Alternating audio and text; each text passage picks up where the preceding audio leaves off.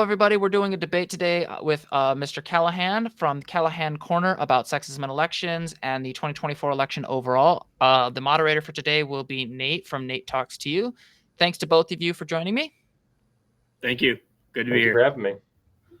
All right, so I think for the sake of the conversation, I'll let Nate start us off with how we've agreed to format this. Darby, if you want to, I'll let you go first since I think you're the one who did the response video to start us off. I think that's appropriate. Okay, sounds good. Yeah, so the format of it is going to be that we're going to have 1 minute opening statements, and then when that's taken care of, we'll jump into the questions. So I have 10 questions set up for each of you, and you'll each have 2 minutes to respond to them. And then after that's taken care of, then you'll each have 30 seconds each to reply back and forth to each other. And then the conclusion will be 1 minute closing statements, and then that'll be the end of it. So to start off with, Darby, go ahead and give your opening statement.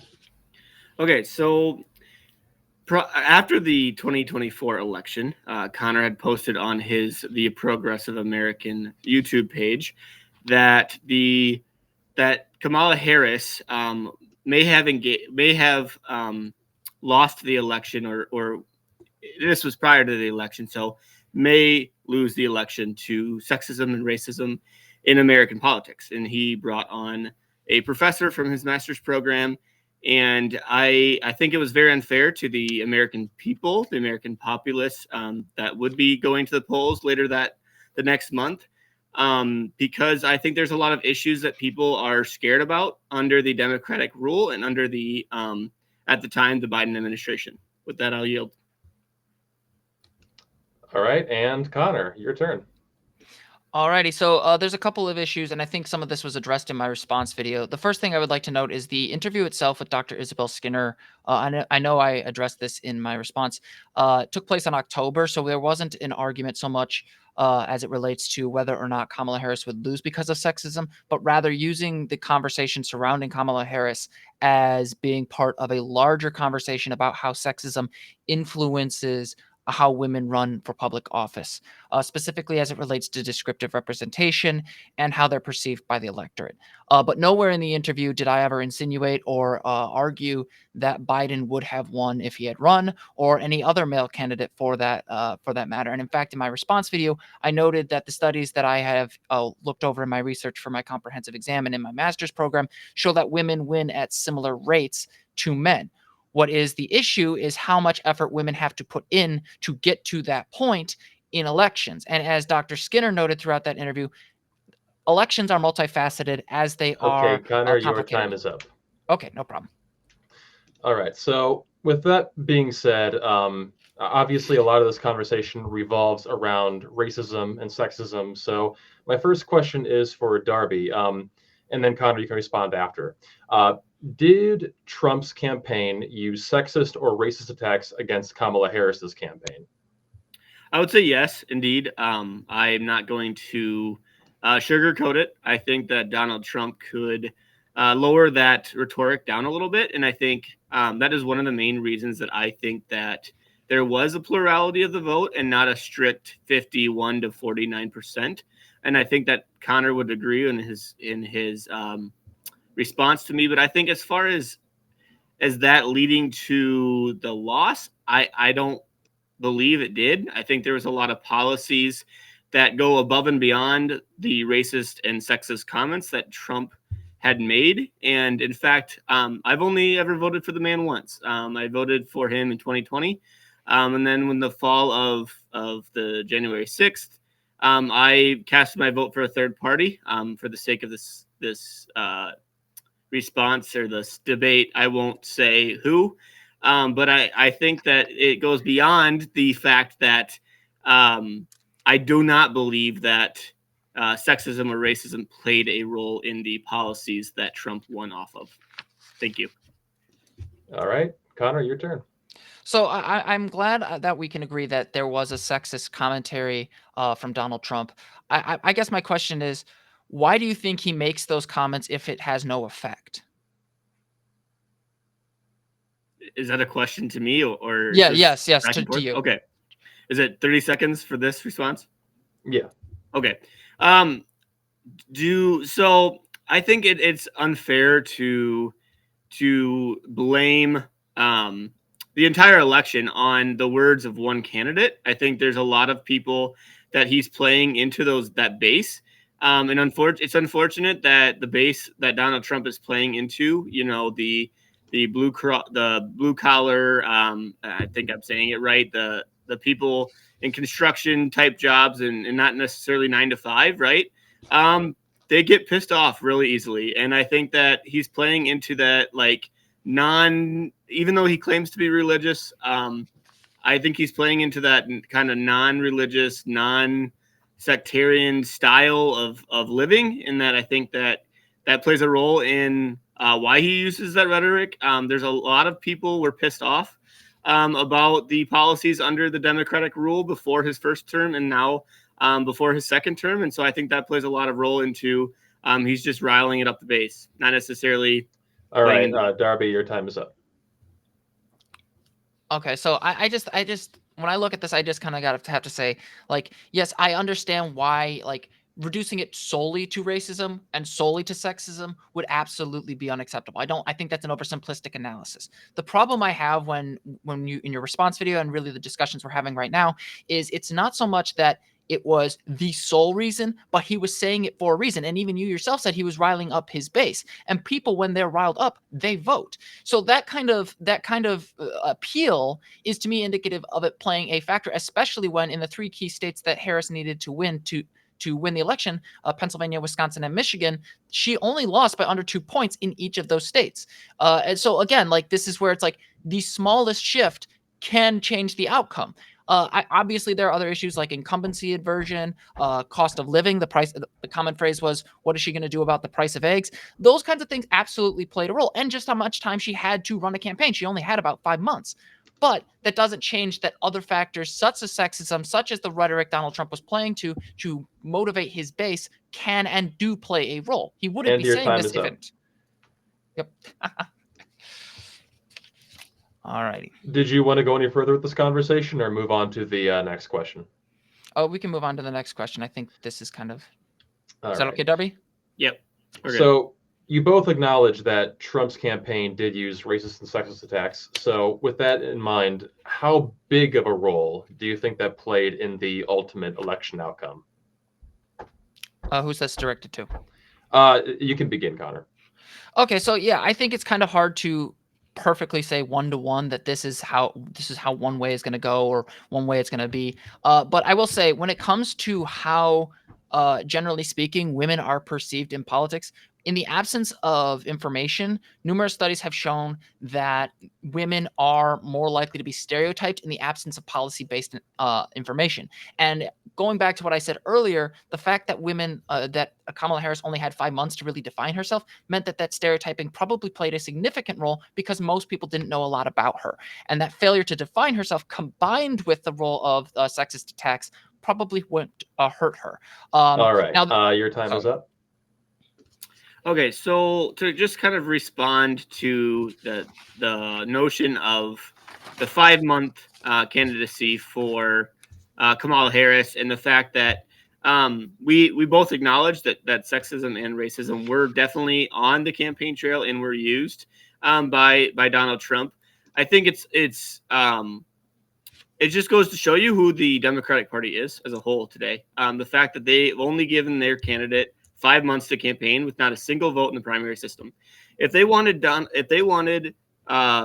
another candidate, they should have done it earlier. They should have asked Joe Biden that he should have stepped down earlier. I blame the Democratic Party. So yeah, I agree 100% that Joe Biden should not have stayed in the race. His promise initially, I thought he would play on the incumbency advantage, and I admit I was wrong about that. The problem I have is that when we're talking about the role of like Kamala Harris losing the election, the 5-month thing plays a role because people don't know a lot about her, and then that means she gets stereotyped along identity lines. There was a 2002 study that found that when voters rely on gender stereotypes, they use it and affect their understanding of their competence and their policy effectiveness. And even when they don't do that, they look at it from a perspective of their rhetoric. So again, like, this conversation isn't simply a matter of of just the party. It's a matter of how voters perceive the candidate in the absence of good information. All right, your time is up, Darby. So I guess my follow-up question to that was, where do you get good information? We have two party systems that use the mainstream media, and both parties feel that the other party has the media in their bag. So yeah, I think 100% there is a problem with the media. I would also think that like the candidates themselves are responsible for being out there more effectively. And to your point, if Joe Biden had dropped out sooner or hadn't run in the first place, I think she would have been able to get that information out more quickly and effectively in publicly available speeches, live streams, and those sort of things. But also in publicly available media like NPR, which actually protects local media, you get more direct connections with voters. But it's also heavily problematic just with the gutting of newspapers and the consolidation of media. So that's a very difficult situation to fully solve that problem. All right, and on to Darby. I got nothing to add to that question. All right, I guess we can move on to the next one. So for number 3, this is one that you can begin by answering, Darby. So you mentioned Kamala Harris's abortion stance in your response video to Connor. So do you think that Kamala's abortion stance played a major role in her loss of the election? Why or why not? I absolutely do. In my work as an advocate for the preborn and for the mothers who are endangered of having an abortion and the ones that are seeking that help from the pro-life movement that I hold dear to my heart, I think her rhetoric of no limits on abortion, like federal protections of abortion, I think it did play a role in the her loss in November. I think when you look at a majority of Americans, they even across both sides, Democrats and Republicans, both parties want some sort of limitations. And whether that be I think both parties kind of disagree on where that limitations should be, whether it be up until the third term starts or even after the first term. I think most Americans, I would say it's somewhere in that second term of the pregnancy. All right, but your time is up. So I guess the biggest question for me, and this is something that I brought up in my response, is if abortion was such a hindrance to Kamala Harris's campaign, why did 6 out of the 10 the ballot initiatives on the state level on those states that Trump won, why did those abortion ballot initiatives win? I mean, this is where I really have a problem. 6 out of 10 of the ballot initiatives that would have expanded or protected abortion won. So if anything, it was a boon to her that she didn't wield enough to win the election. Your time is up. Yeah. So I think you have to look at each individual state who's putting out the initiative and how are they using that initiative in the media? How are they swaying that initiative? If you look at a majority of those initiatives, there was a lot of fear mongering, a lot of you need to vote for this or you're taking away a woman's right. And that's just not true. There's no right in the U.S. Constitution. I can't speak for majority of the states, but there is no U.S. Constitution amendment that says that women have a right to an abortion. Darby, isn't this kind of tangential though? You're talking about whether or not something is legal, but the conversation is about like how much of an effect did it have on the election outcome?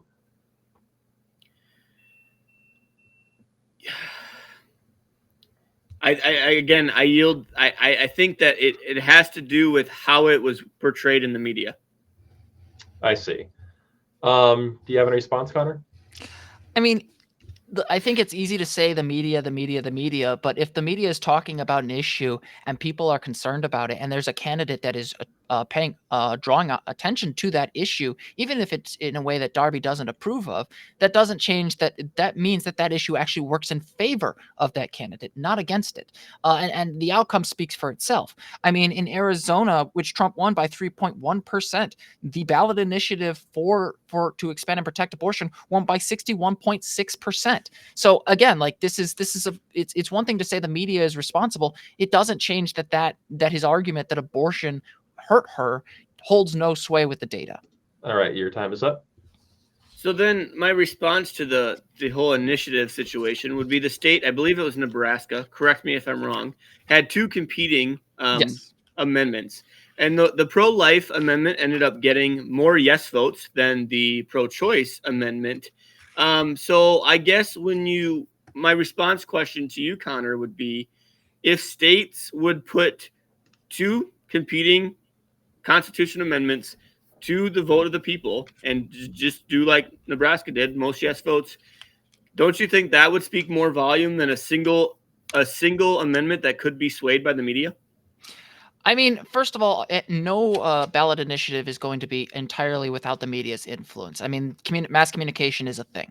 But to your point, sure, if you could get enough voters to support putting that up for a ballot initiative or competing ballot initiatives behind it, by all means.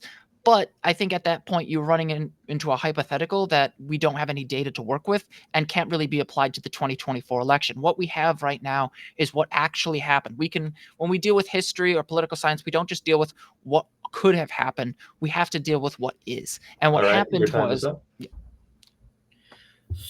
So, okay, so I understand that the states ballots initiatives primarily favored the pro-choice side of the aisle in the 2024 elections, and that is something that the pro-life movement that I'm very heavily involved in definitely understands and definitely takes concerns with. But I definitely think it's more of a messaging battle. And so I think we need to really fight that and look at what do the people actually want and try to find that middle ground. Because I think, Connor, correct me if I'm wrong, I think a majority of Americans would not want abortion up until birth. I think there's a very small majority or All right, small your time is minority up. that do. all right. So I think I've kind of think I made my point on this point. So All right. So moving away from the abortion topic, I remember that Darby, in your video, you talked about Kamala Harris letting people out of jail before their sentence was finally up.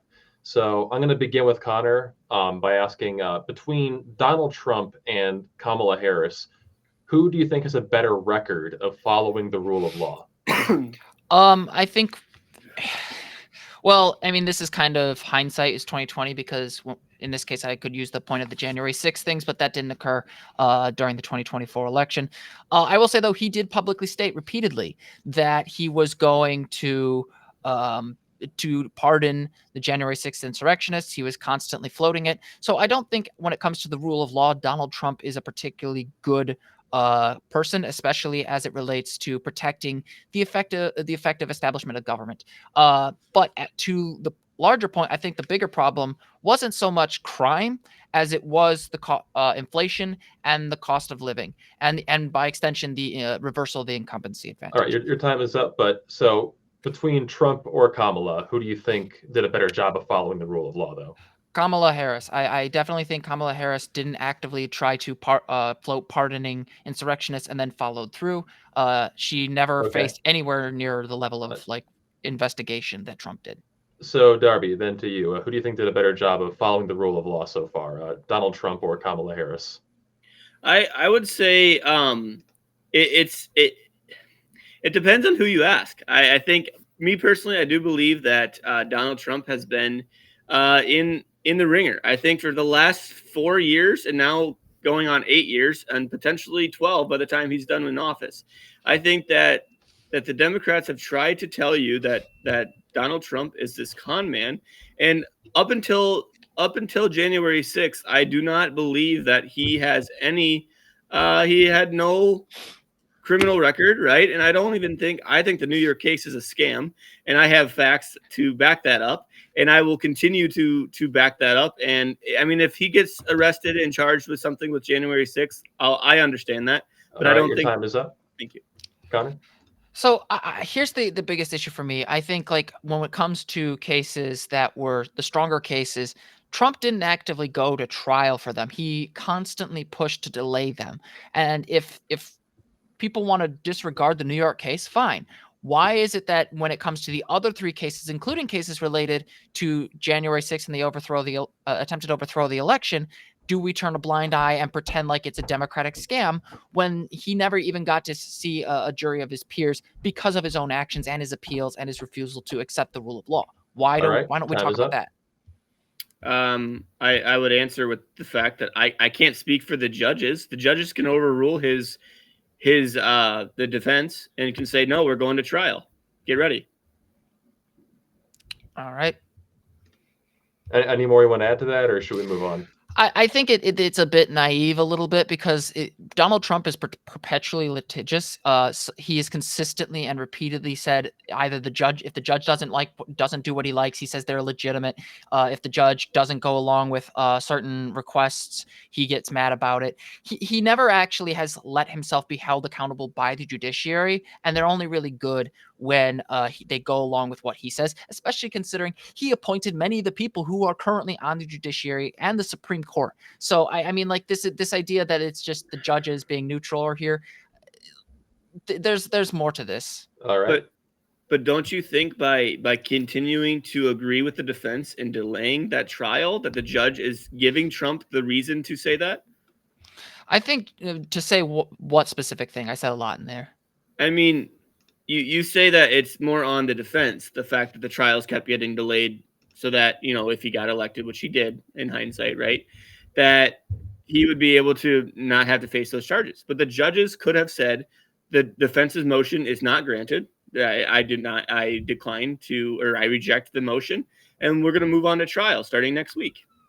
I mean, they kept trying to do that, but he kept pushing it up higher and higher into the court system. Like, he appealed. That's the other thing. He kept appealing these rulings, and to the point where they ended up going to the Supreme Court with that disastrous ruling where they basically argued that the president has immunity that is not enumerated in the Constitution. So again, or even implied for that matter. When it comes to executive privilege, a lot of that is directly related to the president's ability to perform their duties. So the Supreme Court's decision to give him wide latitude in the Jack Smith case is to me a sign that really we had a lot of the judiciary that was heavily influenced by Trump's influence from his previous administration, and also just when he wasn't, he didn't like it and he opposed it. So, all right, Connor, your time is up. I got nothing for the rest of this question. All right, moving on. I know that at one point in your video, Darby, you touched upon the Israel-Palestine conflict. So I'm curious, starting with you, Darby, between Donald Trump and Kamala Harris, who do you think is more likely to effectively enforce a two-state solution between Israel and Palestine?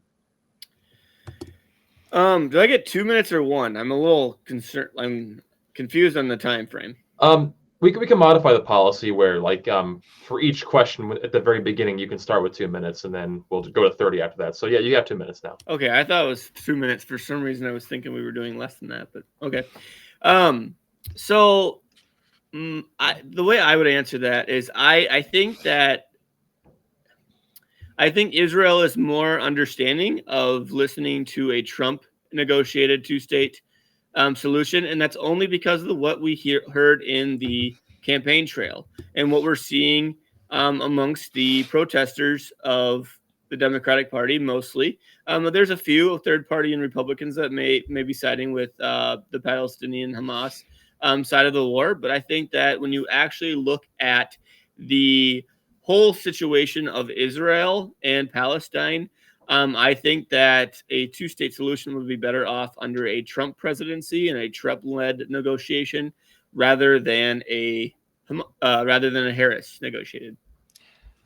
So I just, first of all, I've never, as far as I'm aware, Trump has never said that he would engage in a two-state solution. And in fact, he has publicly stated that he wants to remove the Palestinians from Gaza, which has roughly 2 million people living there. So I'm not entirely sure how a two-state solution is going to work when the people are gone from the land that a two-state solution would involve. But to your point, Darby, why is it that when we talk about Trump and his relationship with Israel, it's framed as being more willing to listen rather than letting Netanyahu, who also is facing charges by his own judiciary, do whatever he wants? All right, Darby. Well, I think we keep wrapping around blaming, and I think it's unfair to the people of Israel and to the Netanyahu, and maybe he's facing political backlash for it. I get that they're in a time of war, but you have to remember who started this war. It was started by the Hamas terrorist group that is funded by the various governments, various Middle Eastern governments, and I think that Israel has every right to defend themselves. So I'm not going to go out here and defend what Hamas did. Hamas is a terrorist organization. They committed war crimes. There's just no defense for what happened on October 7th. Darby and I are going to agree when it comes to what happened. There are some people on the left that downplay what happened, or they downright deny that sexual violence occurred. That's not going to happen on my end. But it's worth noting that the people of Gaza haven't had an election to remove Hamas since 2006. And even then, they did not win a majority of the vote. They won a plurality and have actively used violence to suppress the Palestinian people. So we need to be able to distinguish between the terrorist group that controls Gaza and the Palestinians who are stuck there and are being subjected to extensive bombing Connor, by your Israel. time is up. Okay, so then how would you respond to the fact that there has been a two-state solution proposed by the Israeli people, and it's continue to be denied by the Palestinians? I would say it was a mistake, a foolish decision. For the longest time, there was a lot of belief that Israel just simply wasn't a legitimate state. The unfortunate reality for the people on that side of the argument is that Israel has been around for over 70 years. It's got about 90 million people living there.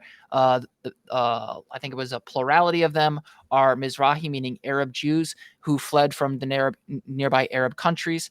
But to your point, what matters right now is what the Israeli government says now. Netanyahu has publicly stated over and over and over again he is against a two-state solution, and Trump has not called him on that. Your time is up. I think it's one of those things that's been tried for so long. They've been given 5 different chances throughout history, and they continue to deny. So why would Netanyahu even give him another chance? Because if he wants a long-term peace where he doesn't have millions of people who are stateless, he needs to be actually able to give them a means to govern themselves. Yes, I have no interest in seeing the Hamas in charge of the government. Like, absolutely not. I'm not one of these tankies who come out here and pretend like that's an acceptable outcome. But having some sort of government where there is access to good services, good clean water, things that people in Gaza and in the West Bank have been denied because of their stateless station. Addressing that deals a lot more with radicalism than just continuously bombing the region or invading Syria. Your time is up. So if there were to be a two-state solution, correct me if I'm wrong, but the Palestinian Gaza area is right in the middle of Israel. So it would be a nation within a nation, much like we've seen in China and other parts of the world throughout history. How do you feel like a two-state solution in that regard, other than dividing it into 2 separate entities with defined borders, not a country within a country? How do you feel like that would actually be beneficial, or even get along, even be sufficient long term? So there's 2 things. The first thing is if we just kick all of them out into Gaza, that's ethnic cleansing. That's a crime against humanity. And that's just going to create more radicalism and more terrorist attacks. So that, number one, we do have to respect the fact that the people have been living there for a very long time. But the other side of it is, if we want to effectively establish borders, we're going to probably have to renegotiate the borders because in order to guarantee water access. Part of the problem right now with the Israel Gaza borders and really the West Bank as well is access to water. So we are going to have to renegotiate the borders, but that starts with a ceasefire.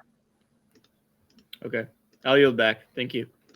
Okay, so aside from the Israel-Palestine conflict, probably the second most visible conflict happening in the world right now will be between Russia and Ukraine. So starting with you, Connor, between Donald Trump and Kamala Harris, who do you think is more likely to enforce peace between Russia and Ukraine? Oh, that's easy. I went on a 10-minute rant yesterday about this, and I published it this morning. It's Kamala Harris. Kamala Harris and the Biden administration were dedicated to protecting the Ukrainian people from the Russian threat. The Trump administration basically inserted an imperialist rare earth minerals deal to Ukrainians to basically give them access to rare earth minerals in exchange. That has meant that basically Ukraine had to pony up. The other side of this is Trump refuses to acknowledge that. So he's completely at war with reality. He is completely at odds with the international relations that show that Putin is a war criminal, period. All right, Darby, the floor is yours now. Okay, so yeah, Are you you're guys still still there? there. You were cutting out a little bit in your answer, Ah, so I probably crap. missed about 10 to 20 seconds of that. But I'll just say I think that there's a lot to be said about what's happening in Russia and Ukraine. And from what I've gathered with that negotiating tactic, it went horribly wrong with Zelensky in the White House. So I will agree in some regards to what Connor was saying with regards to Putin being a war criminal. But at the same time, I don't think we need. I think we need to stop making this one size fits all type of thing. We've been allies with Ukraine throughout this war. Now Trump comes in and wants to negotiate a settlement to end the war. It means talking to both sides, Russia and Ukraine, and I think that's something that Kamala Harris and Biden really missed the boat on. I think they really gave all their resources to Ukraine instead of trying to negotiate a end of the war. Okay, so could you guys hear me or did I disconnect? I can hear you right now. Okay, so that's weird. I'm not sure what the heck happened there. So to Darby's point, I only caught a bit of it because of some technical difficulties, which is fine. Uh, the issue I think what Zelensky was trying to make a point about is that it isn't the first time that they have actually negotiated with Russia to have a right to exist. In 1994, the Ukrainians signed the Budapest Memorandum in exchanging their nuclear materials, which they had left over from being part of the Soviet Union, in exchange for Russia respecting their borders, including the Crimean territories that Russia occupies right now. They violated that in 2014, and then Ukraine again went to negotiate another treaty with Russia, the Minsk Accords, and Russia violated that again. They lied, saying they weren't going to invade Ukraine in 2022. They invaded it again with the help of Belarus and North Korean troops. So again, like, yes, we should be seeking peace, but not All without right, security your time guarantees is to up. prevent this. Okay, I got no follow up. All right. So question for you, Darby. Now that Trump is officially in office again, what do you predict the next 4 years of his presidency will look like?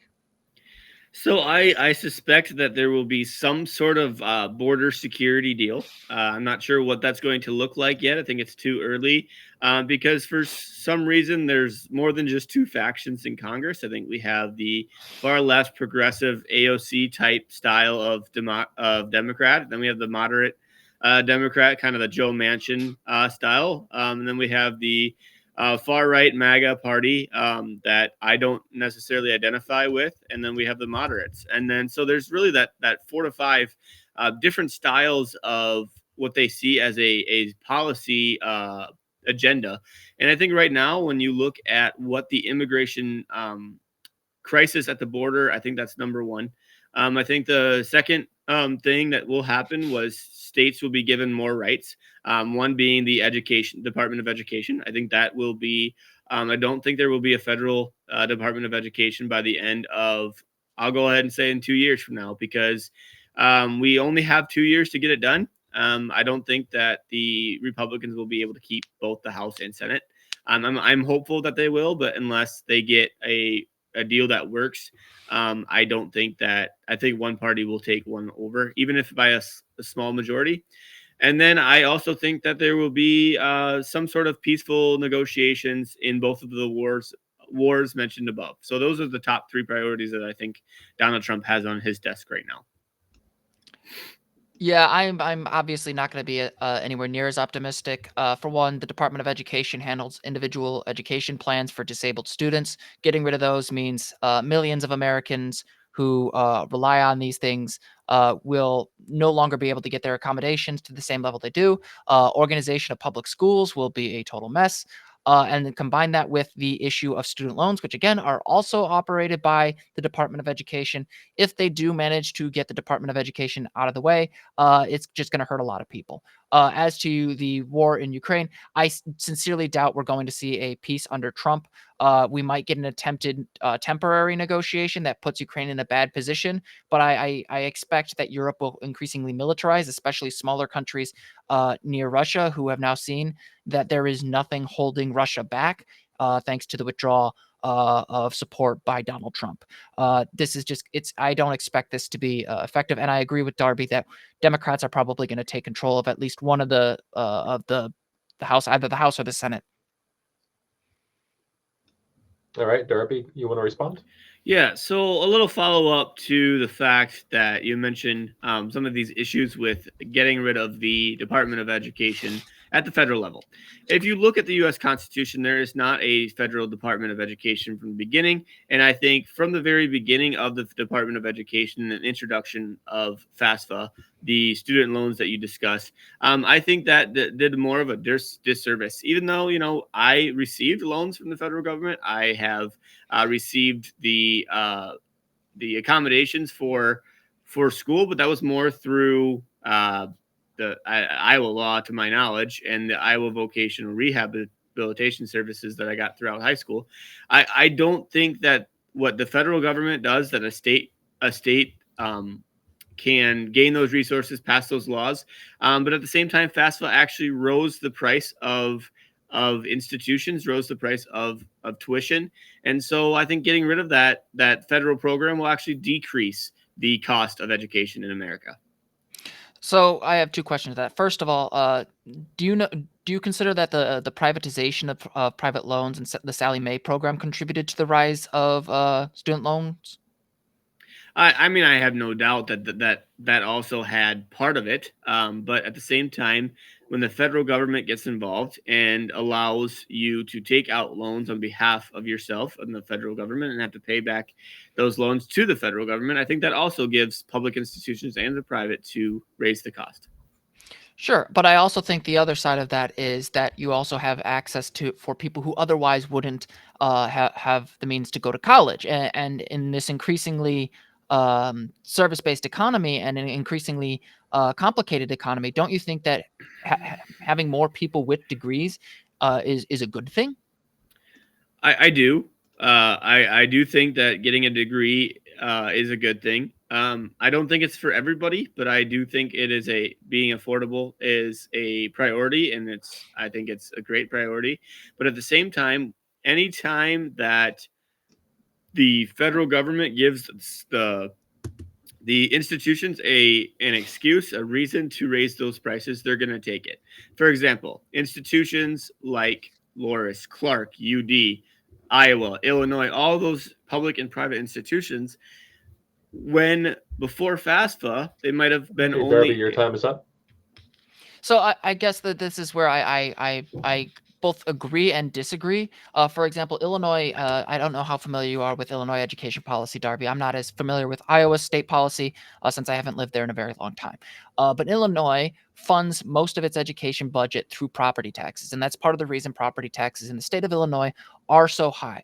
So if we were to get rid of the Department of Education and much of the funding that comes with it for public schools, the end result would actually be a harsher burden on taxpayers on property, and would also likely lead to higher taxes across the board for other states as well. So Okay, again, Connor, like your time removing is the up. so I don't think that it's the.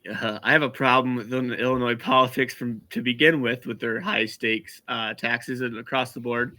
But as far as keeping it to education, I think that goes more so with the state governments. I think finding cuts where they need to find cuts. Iowa is kind of mirroring the Doge. And hopefully that's another topic for another question though. You'd back. yeah, I look at this as education as an investment in the American people in general, not just state authorities. Your trust of state governments is far beyond mine. I think if there's an issue with the constitutionality, then amend the Constitution to give Congress the power to create a Department of Education and protect it. Making sure education isn't simply a matter of creating jobs. It's also about creating good, educated citizens to be able to be informed, effective, and respond to the concerns of the public. And that is a national concern through and through. Here's the question to kind of help stimulate this conversation further. I guess I'll ask this to you, Connor. Even if all the data indicated that federal education was a boon to the economy, do you think that from a moral perspective it would still be worthwhile, or would the economic factor like undermine keeping it? Do you mean like a boon as in like it more expensive? Yeah. Okay. Yeah, I think the moral when it comes to making sure you have an informed citizenry in a democratic republic or representative democracy, whichever term you want to use, uh, that's central. I mean, you cannot consent to your government if you don't know what your government is doing or how that government works. So having an informed citizenry that is civically minded, aware, and educated is critical. I think it's just a matter of the basic moral reality of modern democratic states. You need an educated citizenry. And for you, Darby, what do you think? Do you think that what's more important, like the education or the job creation?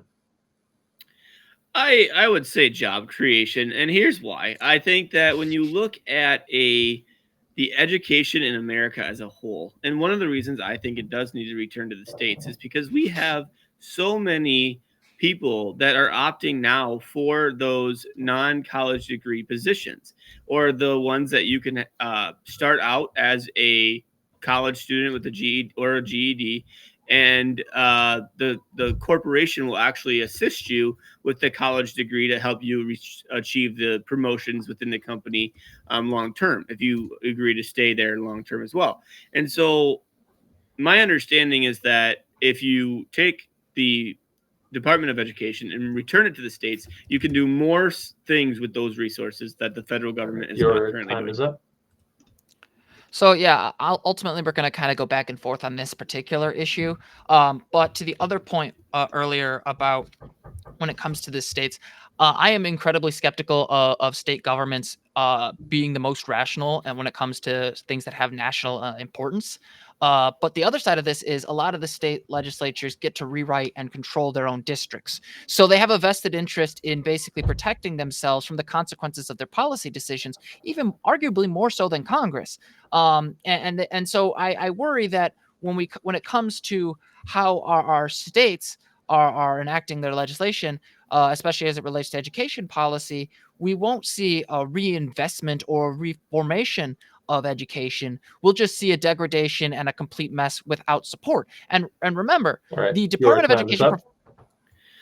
Doesn't that speak more to how you should be reforming your state government instead of depending solely on the federal system and giving the power to the federal nationwide system? I want policies that work in my state for my state. I don't really care if I'm not living or working in Illinois what they decide to do with their education system, because to me, I think it matters about what works in the state's economy. Okay. And I don't understand why the federal government is given all this power. So to answer your question, I think anybody would want to reform their state. But like I said earlier, when you have people in power that are able to insulate themselves from the consequences of their actions because of the excessive deference to state leaders that your position would allow, it makes it harder to create that very reform. This is part of the reason why people get so upset about gerrymandering in non-competitive states. It insulates the powerful. The other side of the thing is you should care about the education policy of other states because people don't just stay in their states. They travel, they interact, they make government decisions, they support politicians. All This right, is where your it goes time back. is up. And I agree. I agree that people leave Illinois, leave California, they leave Idaho, they leave Iowa. I get that. But my understanding is that whether it's education or the economy or abortion or whatever issue we're talking about, why should the federal government get to dictate what each individual states decide? The Constitution allows the states to have their own rights unless it's specifically mentioned in the U.S. Constitution. So, well, first of all, this Department of Education doesn't dictate curriculum. It's more of a support mechanism, the only thing it really can do, especially as it relates to what I focus on, is disability rights. Like I mentioned earlier, and I noticed that you didn't address this, is how they make sure accommodations for disabled students are ensured nationwide. That meaning that every American disabled student has the same rights, such as access to an individual education plan through K through 12 education. So when it comes to the Department of Education, they're not dictating curriculum; they're dictating the rights of the students. I guess And to play devil's advocate, Connor, isn't it possible for us to enforce those rights for people that are disabled without the Department of Education still existing? Theoretically, but I am very skeptical. As I said before, it's the insulation of power by state governments. I mean, if you look at people who go into the state legislature, there's a lot of really good people, there's a lot of really bad people, but a lot of the times people don't pay attention. And also, a lot of them are in districts that are gerrymandered to benefit them heavily. And because of the failure of the Supreme Court to do anything about gerrymandering, it's made those state governments worse. So again, like if you have state governments that are able to insulate themselves, they're not going to really reform anything. They're not going to necessarily defend the rights of disabled people because they don't have to, because they won't lose their seats. Your time is up. You say that they wouldn't have to, or you don't, they may not feel they have to without the Department of Education. But I would argue that the Americans with Disability Act and its amendments, they do dictate that all students need accommodations in their job or in their educational work place of where they go to school and where they work. So I would argue that that's already written law, and we don't need a department telling us what to do. But the department is the one that makes that, it puts that into practice. That they're the ones charged with the individual to ensure those accommodations exist. Which is this is the thing. You can write a law that says this is what we're going to do, but if you don't have a mechanism of enforcement or organization of your efforts, it's effectively just a piece of paper and it's useless. And that's where we need a Department of Education. And as I said before, like I know you have an issue with it on a constitutional level. I'm just going to say amend the Constitution. There's a lot of powers that a modern nation state needs, which means to protect its citizens, especially from regional authorities. So if that's the path you want to take of amending the Constitution, I would be in favor of calling the Convention of States and having that being a talking point, but I think it's going to fall flat on its face. All right. Do you want to move on to the next question now? Yes, I think so. All right. So starting with you, Connor. Now with Trump in office again, where do you see the Democratic Party going from here? Oh boy, this is going to be a mess. Yeah, I think Darby and I will agree on this point that the Democratic Party's current leadership is inadequate, like heavily. When it comes to the Democratic Party, it's kind of hard to see. I was very disappointed that the Democrats just basically ignored a younger, more popular Democratic politician in AOC and instead gave it to a much older senior leader who didn't really have the same level of name recognition. And if I'm remembering correctly, I think he also had cancer. So they're not looking for longevity. Democrats need to really change their approach. They need to start investing in younger candidates. They need new name recognition, new people who know how to use social media and approach people where they are. They need to start talking about overturning Citizens United. They need to start talking about getting money out of politics, increasing access to healthcare and education and all of those things. And until Democrats do that, they're not going to be anywhere near the effective party that they should have been 4 years ago. I'm not necessarily familiar with the situation of AOC being outvoted by a position for the House leadership. So you know more about that, Connor. But I would just say that you got to look past the progressive policies that lost the 2024 election, and you got to find those candidates that are willing to meet in the middle and work with Republicans. And so that's why I see that as the issue of the Democratic Party. So I gotta say this though, when it comes to like you've been talking about the media a lot in our previous part of this discussion, but don't you think that the media's failure to acknowledge some of the progressive accomplishments when it comes to student loans, to negotiating drug prices, all of those things that had the Biden administration more effectively communicated, they probably would have been more popular on. Don't you think that's a contributing factor to why the Democratic Party suffered in the last election, more so than like appealing to the center? Excuse me. I think you specifically mentioned the fact of student loan forgiveness or some other. I'll let you name some other progressive policies that you think the media could have done a better job of. But I just think that the Republicans had a solid argument of why student loans forgiveness was a bad idea. Would I have taken advantage of it had it been a thing? Absolutely. But at the same time, you got to use your resources, right? But at the same time, I also see the argument within the Republican Party that if I didn't take out the loan, it's not my responsibility to pay back. All right, your turn. Yeah, I'll just want him to be able to hear that because he's coughing. So I think Yeah, it's one of those days. It's all right. So I think the fundamental problem here is the way Darby approaches this is he seems to think that the Joe Manchin Democrats are the way. Well, Joe Manchin's gone. He's gone. He's going to get his lobbying job, and the only real reason he was quote unquote in the center was because he was getting money from the oil and gas industry as part of his fundraiser, and his state started going even more red. So that position is for a Democrat is fundamentally just is on a foundation of sand. If you want to win elections, yes, you do have to appeal to independents. Yes, you do have to appeal to those people, but you also have to appeal to your base with actually solid progressive politics and the things that they approve of. All right, your If you time is just up. So you argue that he was you argue that Joe Manchin was more interested in the oil industry and being in a primary red state. Well, then what are some other policies besides ones that Joe Manchin may have gotten behind that you feel the progressive wing of the Democratic Party is the future? So I think the Chips and Science Act was an incredibly effective approach because we were actively investing in new technology to keep us competitive with China. And I think in that case, there is an argument for both progressive economics in that it was investing in the public sector, investing in new sciences and deals through government spending.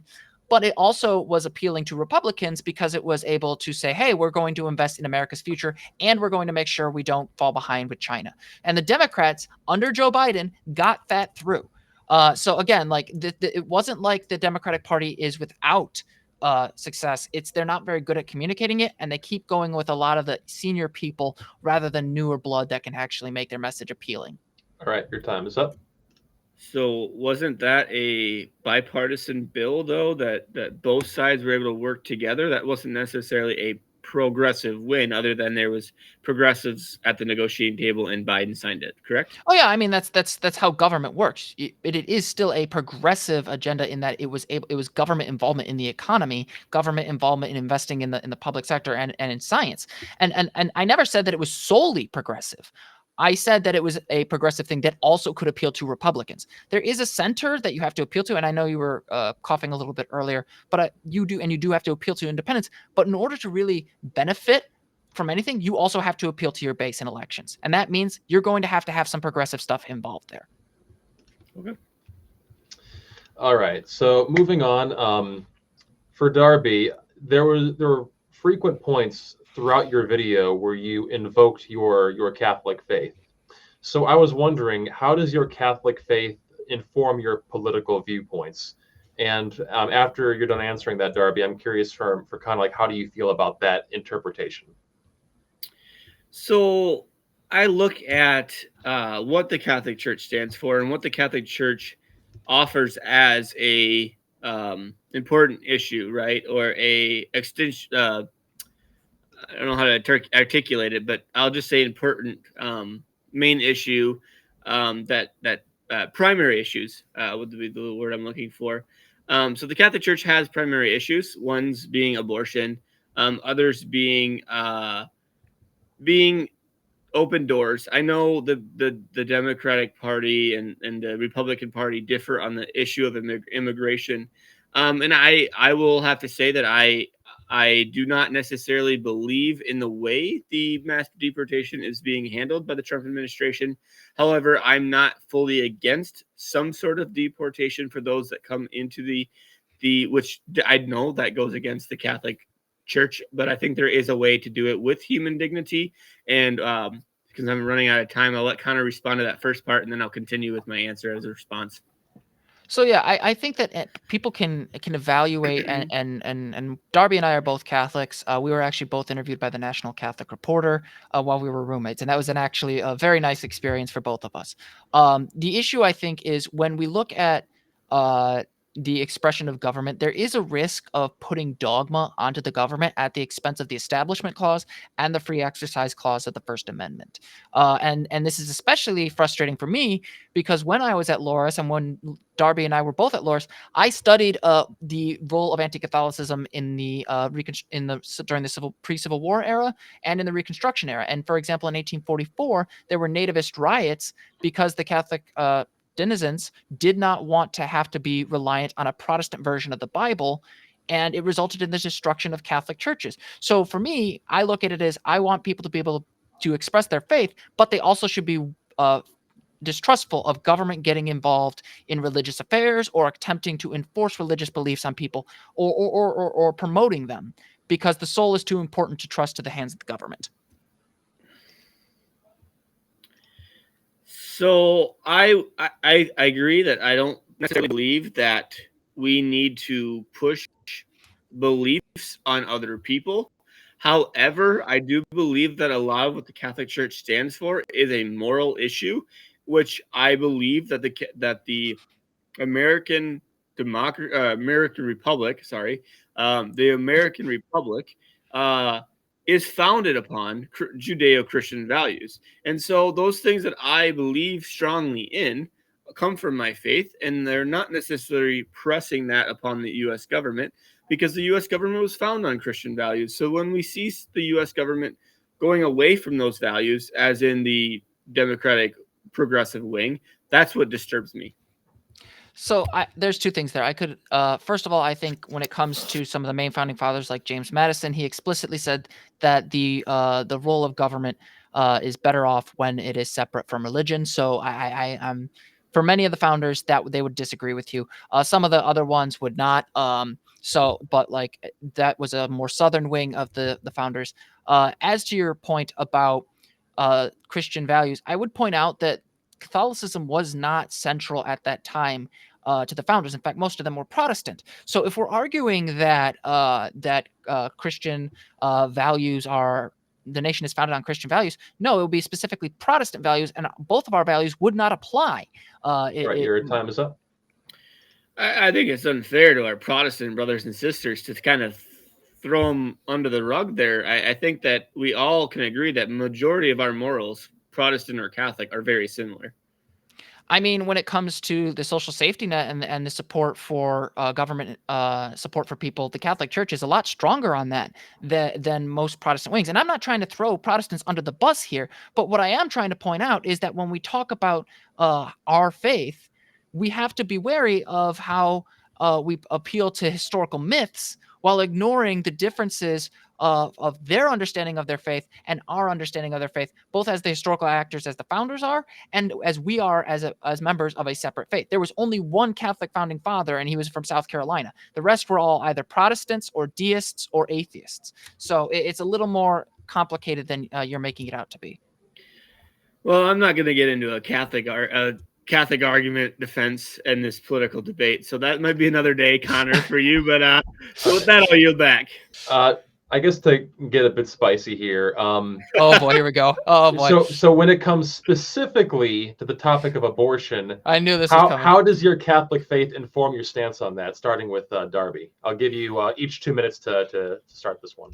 Yeah. So the Catholic Church is very, very strongly against abortion, and you have bishops from both sides that have stood their ground here. You've had conservative and more progressive, liberal leaning politically, I mean, popes that have stood their ground throughout the 2,000-year history of the church, that abortion is against the Catholic Church teaching and has no place in society.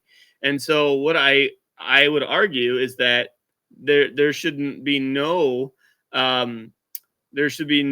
considered quote unquote rights to an abortion, because abortion is death. And so I do not condone death in any regards, just like I will break party lines when it comes to the death penalty. I've stood my ground from the moment of the beginning. I do not believe in death.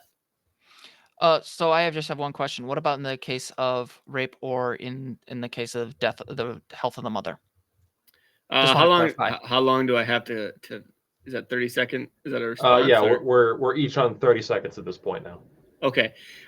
So the question was, what about rape and incest? I would go hard and the death of the mother. And the death of the, I would go hard against. So I think there's a common misconception. I'll start with the life of the mother, because there's a common misconception that an ectopic pregnancy where it's stuck in the fallopian tube, that is considered an abortion. And medically, yes, it is called a medical abortion.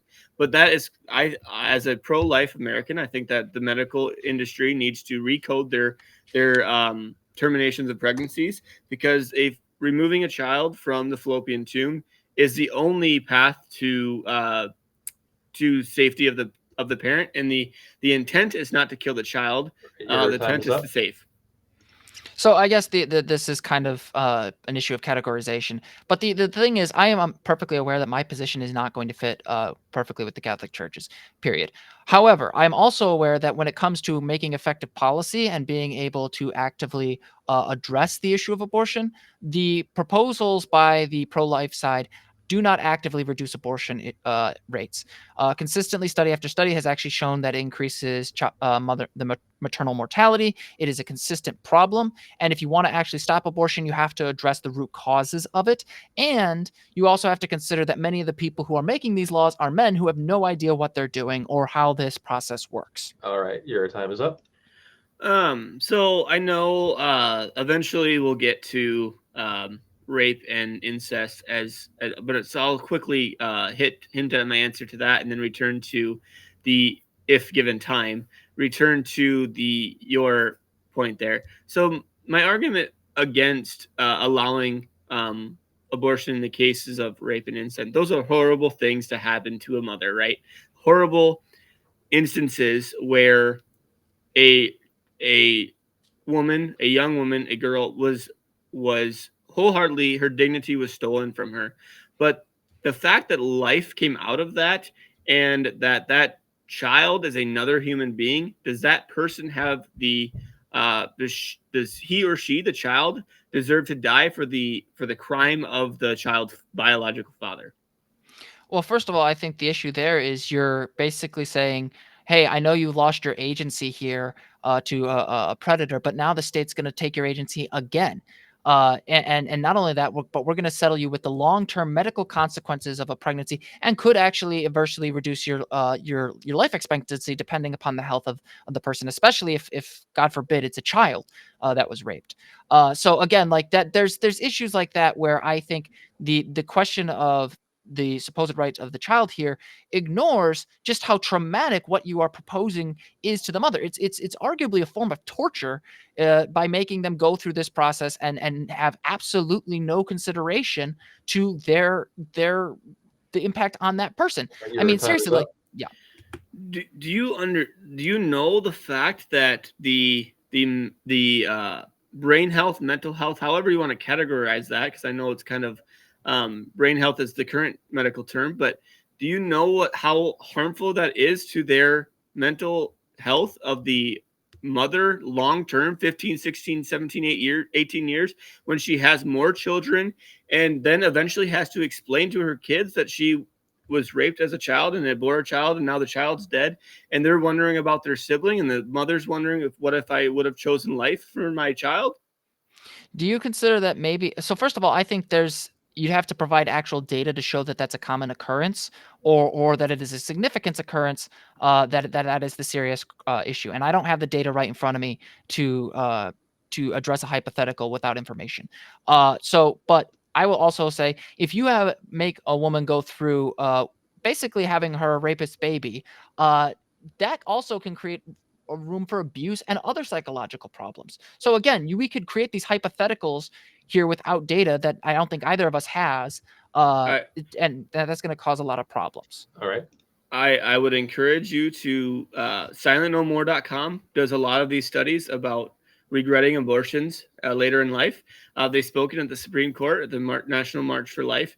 There's various abortion attempted abortion victims that have spoken out against abortion because their mother was raped, and the mother chose life, and they are forever grateful that their mother did not abort them, because they could have easily been aborted because their mother was raped. All right. To play devil's advocate again, I'm not going to speak to the truth value of the studies that you're referring to, but hypothetically, if it was the opposite, that the mental well-being of women was actually higher after having an abortion, would that impact your position at all, or would it remain the same?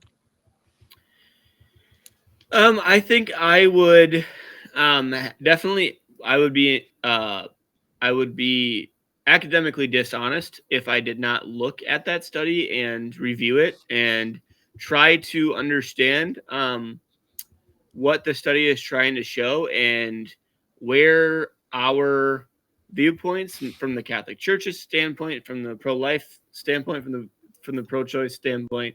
I would definitely have to be open to reviewing that before I form an argument in that regard. All right. Would you want to move on to the final question, or do you want to respond to that, Connor? I mean, but I think both of us don't have data up in front of us, so I think that's kind of we're both going to go back with hypotheticals, and that's just going to cause problems for both of us. I think it's important to stick with data as much as humanly possible. Fair enough. All right. So the final question is starting with you, Connor. Politically, what are the two things that you think that you both agree on the most, and why do you agree on them? Oh, this is actually going to be hard because it's been a while since we've had like a serious political debate. The old LMAC gang used to have to deal with us after a few drinks and just start going on rants together. Yeah, I think for me, I think for one, both of us agree that Ukraine should have peace. It has a right to exist. I don't think Darby and I would argue that Israel should be obliterated or anything. So on the foreign policy front, I think we both agree that these two countries have a right to exist, and we ultimately want to see peace with all the people involved. So there's a little bit of an agreement there. The other side of things is I think when it comes to disability rights, the government, whether it's the state or the federal, has a role in protecting the rights of disabled citizens. Darby and I were both very firm advocates on that. We disagree about how to go about it, but I think we both agree that the government's role is to provide and to protect its citizens from adverse harm. All right. Yeah, so I would agree. Those are two very similar topics that we would agree on. It's just how to get there would be very, very different. Another thing that I think we both can agree on, and we're very thankful, is the fact that Matt Gaetz did not become the Attorney General. So I'm very grateful for that. And I think me and Connor have always agreed that he's a sleazeball that should never have touched the Justice Department. And the fact that there's some media that are trying to portray that he might be a candidate for the Supreme Court, I don't buy into that. I hope not. And I think Connor can agree on that as well. Another thing that I think Connor may or may not agree, but I'd like to think that he would agree on, is the new the Epstein files that just came out was a horrible way of bringing them forth and for transparency purposes. When you know what's bad when MAGA Republicans come out and say that Pam Bondi should resign because of that transparent act. Yeah, I think we both agree that that's on both of those fronts. And I think we'd even agree further that former Governor Cuomo, Andrew Cuomo, has absolutely no reason to be running for mayor of New York City, which is why I'm going to be making a video about that once we're done here. But yeah, no, it's nice to see that at the very least when it comes to some of these issues, there is some overlap and agreement on the basics here. I think after a certain point, you have to get back to basics for a functioning government and a functioning society to maintain itself. Right. And you had brought up the mayor's race. I think that what happened with the Justice Department, I think it was the acting at the time. It wasn't Pam Bondi yet, but the acting Attorney General basically said, yeah, we agree you have corruption charges. The evidence is there for Eric Adams, but he's going to come work for Trump. Just drop the charges. But we can bring the charges back down the road. I think that opens the door for corruption into the Trump administration that I hope that those charges can stick and that somehow they're overturned and that Eric Adams doesn't step foot in the Trump administration. All right. Well, I'm glad to see that in spite of everything, we can still find a little bit of middle ground. Yes. But anyway, though, so to wrap things up, now it's time for our 1-minute closing statements. So who wants to go first? I'm not going to pick this one. So Darby, since you went first, should I go? I agree. Yep. Okay, so I think this conversation's been, first of all, I'm very thankful to you, Nate, for moderating this. I know Darby and I have had our many disagreements, and sometimes we can get very passionate. So it's good that we were able to just get into the weeds of this a little more with more clarity. But I think anytime when we talk about elections in retrospect, we have to be aware of two things. Elections, like many things in politics, are multi-causal and multi-contextual. There are multiple things that are at play all at once, and being able to understand them in the context in which they're understood is critical. The other thing is that no matter there are a lot of partisan voices out there who are more interested in portraying candidates as either terrible or perfect, and we need to rise above that. We need to look at things from an analytical political science lens, and I think I've done that throughout this debate and through my responses and interviews. I think we have to look at the government as a whole, and I think we need to get back to the bipartisanship. And I would even go a step further. I think we need to get out of partisan politics altogether. I think we need to open the door for a third class or a third party to kind of get into politics, which is why I am a firm believer in what the Forward Party is trying to do. That's the party that Andrew Yang called forth a moderate Republican and a moderate Democrat. And came together and tried to form a grassroots movement. And that's kind of where I find myself. And so that's where I'm able to come to an agreement with Connor on issues of like foreign affairs and the two-part state solution and the things that we mentioned before of the Attorney General scandal, the Eric Adams scandal.